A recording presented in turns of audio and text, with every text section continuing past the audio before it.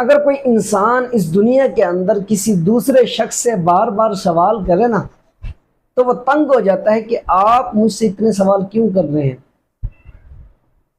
तो जरा उस वक़्त को भी याद करें, उस मंजर को भी अपने सामने रखें, जब हम अल्लाह ताला की बारगाह में क़यामत वाले दिन हाजिर होंगे तो हमारा अल्लाह हमसे सवाल करेगा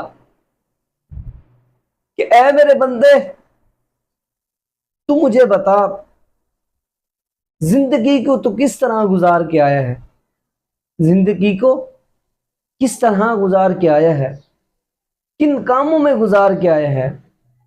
मैंने तो तुम्हें यह जिंदगी दी थी सिर्फ और सिर्फ अपनी इबादत के लिए।